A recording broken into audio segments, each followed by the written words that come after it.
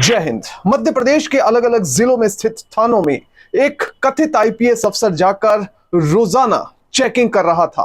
इस आईपीएस अफसर का खौफ इतना था कि आपस में सभी पुलिस के अधिकारी और कर्मचारी जो थानों में तैनात थे वो एक दूसरे से बात किया करते कि कहीं तुम्हारे थाने में तो साहब नहीं आ गए हैं, अगर तुम्हारे थाने में आ गए हैं तो हमारे थाने में भी आने में देर नहीं लगेगी।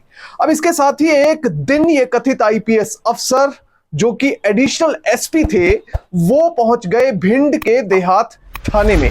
वहां पर जैसे ही ये रात को पहुंचे उसी समय आओ भगत में पूरा स्टाफ लग गया। फौरन टीआई भागा भागा थाने पहुंचा। उसके बाद इंस्पेक्टर से कई तरह के सवाल इस एडिशनल एसपी ने किए, पर उसके बाद जब इस टीआई ने, पुलिस इंस्पेक्टर ने इस आईपीएस अधिकारी से कुछ सवाल पूछे तो उसके बाद सभी के सभी जितने लोग वहां पर खड़े थे उनके पैरों तले जमीन निकल गई। जो सच निकलकर सामने आया उसने सबको हैरान परेशान कर दिया और उसके बाद कुछ ऐसा हुआ जो अपने आप में सुर्खियां बन गया। इस केस के बारे में आपको बताएंगे, पर सबसे पहले आपसे अपील कि आप लाखों की संख्या में हमारे वीडियोस को देख रहे हैं पर चैनल सब्सक्राइब नहीं कर रहे, इसलिए जैसे ही इस वीडियो को देखना शुरू करें फौरन चैनल को सब्सक्राइब करें, साथ में बेल नोटिफिकेशन को ऑन करें, कमेंट करें और साथ में वीडियो को ज्यादा से ज्यादा शेयर करें। फेसबुक पर देख रहे हैं तो पेज को लाइक करें और वीडियो को ज्यादा से ज्यादा शेयर करें। मैं जानता हूं यह वीडियो आप आखिर तक देखेंगे क्योंकि यह केस अपने आप में एक दिलचस्प केस है। अब जगह है मध्य प्रदेश। मध्य प्रदेश में सीनियर पुलिस अधिकारियों द्वारा थाने में तैनात सभी अधिकारियों और कर्मचारियों को ये इंस्ट्रक्शंस दी गई थी, निर्देश दिए गए थे कि सभी को सख्ती से काम करना है और ग्राउंड लेवल पर ड्यूटी ऐसे करनी है ताकि ऊपर तक पता चल सके कि हां काम हो रहा है। यानी कुल मिलाकर अच्छे से काम करने के निर्देश दिए गए थे। अब इस बीच मध्य प्रदेश के भोपाल, दतिया, भिंड, मेहगांव में अलग अलग थानों में संजय कुमार सोनी नाम के एक आईपीएस अधिकारी पहुंच रहे थे। वो चेकिंग कर रहे थे और पुलिस अफसरों से लेकर स्टाफ से एक एक करके सवाल जवाब कर रहे थे। अब वो कुछ इस तरह से सवाल जवाब करते कि उनका जो तरीका था उससे सभी लोग डरा करते। सभी को यह लगता कि कहीं साहब हमसे कोई ऐसा सवाल ना पूछ लें जिसमें हम फंस जाएं और उसके बाद हमारी ट्रांसफर हो जाए या फिर हम सस्पेंड हो जाएं। नतीजा यह था कि थाने में तैनात सभी के सभी पुलिस के कर्मचारी और अधिकारी हमेशा अलर्ट मोड पर रहा करते। सभी को यह डर रहा करता कि अचानक से उनके थाने में चेकिंग के लिए अधिकारी ना आ जाए, वो एडिशनल एसपी ना आ जाए, कोई आईपीएस अफसर ना आ जाए। इसलिए सभी आपस में तालमेल बनाकर रखते और एक दूसरे से पूछते रहते कि कहीं तुम्हारे थाने में आज चेकिंग के लिए अधिकारी पहुंचे तो नहीं है। अब एक तरफ थानों में आईपीएस अधिकारी का भौकाल था, वहीं दूसरी जगह है मध्य प्रदेश में एक छोटी सी जगह है सेवंडा, जहां पर इस आईपीएस अधिकारी की ससुराल थी। आईपीएस अधिकारी जब भी अपनी ससुराल में जाया करते तो वहां उनका रौब देखने लायक था। उनकी ससुराल में थाने की पुलिस भी उनके पास सैल्यूट करने के लिए पहुंच जाया करती थी। थाने में तैनात जो इंस्पेक्टर थे, जो टाउन इंस्पेक्टर जिसे टीआई कहा जाता है, वो खुद सैल्यूट करने के लिए इस आईपीएस अधिकारी के पास पहुंच जाते क्योंकि उन्हें भी डर रहता कि कहीं ऐसा ना हो कि साहब एक दिन मेरे थाने की ही चेकिंग करने आ जाए।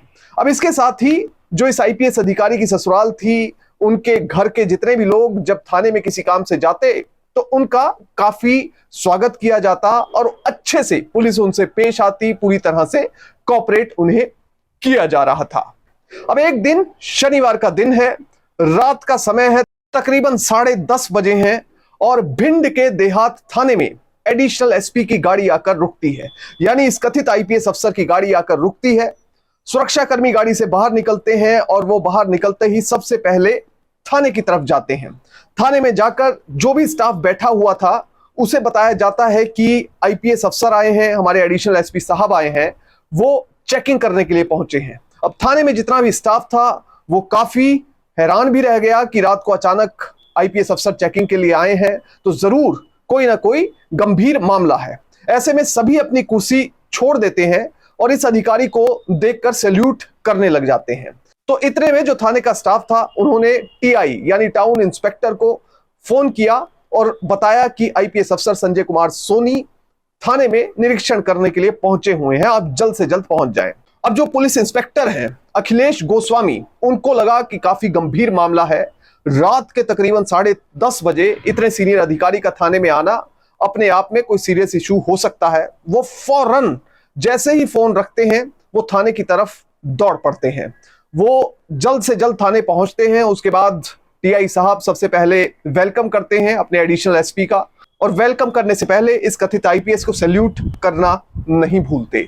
इसके बाद आईपीएस अधिकारी के लिए चाय और खाने का इंतजाम किया जाता है। अब इसके बाद ये एडिशनल एसपी, ये कथित आईपीएस अफसर संजय कुमार सोनी अब काम की बात पर आते हैं। कुछ सवाल टीआई से किए जाते हैं कि आप अपना रिकॉर्ड मेंटेन कर रहे हैं तो किस प्रकार से कर रहे हैं, उस रिकॉर्ड को दिखाया जाए। इसके साथ ही उनसे सवाल किया जाता है कि कितने मुजरिमों को पिछले महीने में अरेस्ट किया गया है, और भी कई तरह की डिटेल्स मांगी जाती हैं। अब इसी बीच में ये आईपीएस अधिकारी, ये कथित एडिशनल एसपी इस पुलिस इंस्पेक्टर अखिलेश गोस्वामी से कहते हैं कि दीपू सोनी नाम का एक व्यक्ति गिरफ्तार किया गया है जिस पर मारपीट का एक मामला दर्ज है। दरअसल वो मेरा रिश्तेदार है, इसलिए उसके लिए कुछ किया जाए और उन्हें मामले से बाहर निकाला जाए। अब जैसे ही टीआई अखिलेश गोस्वामी को एक अधिकारी ये बात कहता है तो वो उसकी कंप्लायंस करने की कोशिश करते हैं। पुलिस इंस्पेक्टर कहता है कि सर मैं दिखवा लेता हूं कि कब का ये मामला है। अब जैसे ही चेक किया जाता है तो पता लगता है कि ये उस समय का मामला नहीं है जब ये इंस्पेक्टर इस थाने में पोस्टिंग पर आए थे। इन्होंने एडिशनल एसपी को बताया कि सर ये मेरे इस थाने में आने से पहले का मामला है, फिर भी आप कह रहे हैं तो मैं जरूर इसके बारे में कुछ करने की, देखने की कोशिश करूंगा। अब जैसे ही ये करने और देखने की बात एडिशनल एसपी को कही जाती है तो एक कथित आईपीएस अफसर नाराज हो जाते हैं। इन्हें लगता है कि इन्हें भी घुमा फिरा कर कुछ ढीले तरीके से जवाब दिया जा रहा है। वो गुस्से में तमतमा कर टीआई को, इस पुलिस इंस्पेक्टर को कहते हैं कि आपको पता है कि आप अपने अधिकारी से बात कर रहे हैं, देखने की बात तो यहां पर होनी ही नहीं चाहिए। जो मैंने कह दिया वो मेरा ऑर्डर है। अब जिस तरीके से ये आईपीएस अधिकारी गुस्से में बात कर रहे थे तो इंस्पेक्टर को भी लगा कि शायद मुझे ऐसे जवाब नहीं देना चाहिए था। पर थोड़ी देर बाद इस इंस्पेक्टर ने इस आईपीएस अधिकारी से एक सवाल किया, सर आप कौन से बैच के आईपीएस अधिकारी हैं? अब संजय कुमार सोनी नाम के इस कथित एडिशनल एसपी ने जवाब दिया कि मैं 2014 बैच का आईपीएस हूं, और जो मयंक अवस्थी हैं वो मेरे बैचमेट हैं। मयंक अवस्थी एक आईपीएस अधिकारी हैं।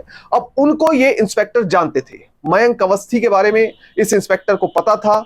इसलिए जैसे ही ये जवाब दिया गया तो दूसरा सवाल इस आईपीएस अधिकारी से इस इंस्पेक्टर ने किया कि सर आपकी पोस्टिंग इस समय कहां पर है? पोस्टिंग के सवाल का जवाब देते हुए संजय कुमार सोनी ने कहा कि उनकी पोस्टिंग 13वीं बटालियन में है। अब इन दो सवालों के जवाब मिलने के बाद इस इंस्पेक्टर के मन में आया कि क्यों ना जो ये दो जवाब मिले हैं इनको क्रॉस चेक किया जाए, क्योंकि उनके मन में थोड़ा सा शक आ चुका था। इतनी देर में कुछ खाने के लिए फिर से इस कथित आईपीएस अफसर को ऑफर किया जाता है, और उसके बाद इंस्पेक्टर दूसरे कमरे में जाकर सबसे पहले 13वीं बटालियन के कमांडेंट को फोन लगाते हैं और उनसे सबसे पहला सवाल करते हैं कि सर आपके यहां कोई एडिशनल एसपी या डेप्यूटी कमांडेंट के पद पर कोई संजय कुमार सोनी नाम के आईपीएस अफसर आए हैं? कमांडेंट साहब वहां से जवाब देते हैं कि इस नाम का कोई भी अफसर ना तो मेरी बटालियन में है और ना ही आसपास की किसी बटालियन में है। अब ये सब सुनकर ये इंस्पेक्टर हैरान रह जाता है। अब दूसरी बात जो इस आईपीएस अधिकारी ने बताई थी कि मयंक अवस्थी मेरे बैचमेट है, जबकि ये इंस्पेक्टर मयंक अवस्थी नाम के आईपीएस अफसर को अच्छे से जानता था। उन्हें पता था कि मयंक अवस्थी 2014 बैच के आईपीएस नहीं है, बल्कि 2012 बैच के आईपीएस अधिकारी हैं। अब जो शक था अखिलेश गोस्वामी नाम के इस इंस्पेक्टर का बढ़ चुका था। इसके बाद इन्होंने जल्द से जल्द रिएक्शन ना देते हुए सबसे पहले इन्होंने अपने एसपी रुडोल्फ अल्वारेस को फोन किया, अपने एडिशनल एसपी गुरकरण सिंह को फोन किया और उन्हें इस पूरी घटना की जानकारी दी कि किस तरह से उनके थाने में चेकिंग करने के लिए एक आईपीएस अफसर आए हुए हैं। उनका नाम बताया गया, बैच बताया गया, डिटेल्स बताई गई, और इनके अफसरों ने भी ये वेरीफाई किया कि इन आईपीएस अफसर को हम नहीं जानते हैं। अब जब इस कथित आईपीएस अफसर एसके सोनी से दो सवाल किए गए, उसके बाद जो पुलिस इंस्पेक्टर था वो दूसरे कमरे में चला गया। इतनी देर में इस कथित आईपीएस अफसर को भी कुछ शक हुआ और उसने थोड़ी देर में इस पुलिस इंस्पेक्टर को कहा कि ठीक है टीआई साहब, अब आप देख लेना, मैंने आपको अपने रिश्तेदार का नाम बता दिया है, अब हम चलते हैं, हम लेट हो रहे हैं। इंस्पेक्टर कहता है कि सर इस थाने में आने का रास्ता तो है, मगर जाने की जो परमिशन है वो हम ही दिया करते हैं। इसलिए अब आपको कुछ हमारे सवालों के जवाब देने होंगे।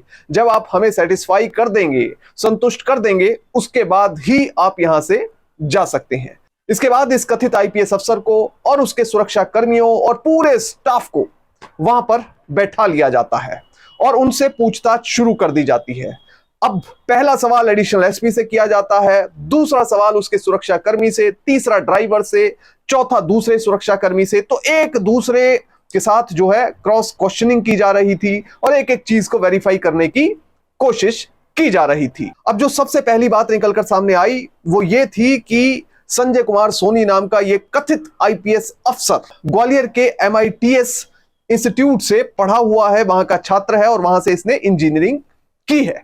उसके बाद इसने भोपाल में पब्लिक सर्विस कमीशन यानी कि PCS की परीक्षा की तैयारी की, पर वहां पर इसे सफलता नहीं मिली। उसके बाद उसने UPSC की तैयारी की और जी तोड़ मेहनत की, पर उसके बावजूद उसे सफलता नहीं मिली। इसके बाद ये जो व्यक्ति है संजय कुमार सोनी, ये ब्यूरोक्रेट्स IAS IPS अधिकारियों के जीवन से बहुत ज्यादा प्रभावित था। इसलिए उसने एक योजना बनाई कि अगर असलियत में एग्जाम क्लियर नहीं हुआ तो क्यों ना फर्जी तरीके से IPS अफसर बनकर देखा जाए। उसके बाद इस योजना में उसने कुल मिलाकर 6 लोगों को शामिल किया। जो पहला व्यक्ति था वो दतिया के अनूपगंज सेवंदा का रहने वाला आकाश सोनी था, जो कि सीताराम सोनी का बेटा था। दूसरा व्यक्ति था दतिया के डिरोली पार का रहने वाला उसका साडू भाई दीपक सोनी पुत्र सुरेश सोनी। तीसरा व्यक्ति था अरशद खान पुत्र अहमद खान। चौथा व्यक्ति था सोनू खान पुत्र गफ्फार खान, जो कि दतिया के शंकर कॉलोनी का रहने वाला था। पांचवा व्यक्ति था दतिया की अंगद कॉलोनी का रहने वाला अशफाक पुत्र वहीद खान। छठा व्यक्ति था भिंड की राधा कॉलोनी का रहने वाला दीपू सोनी पुत्र माता प्रसाद सोनी।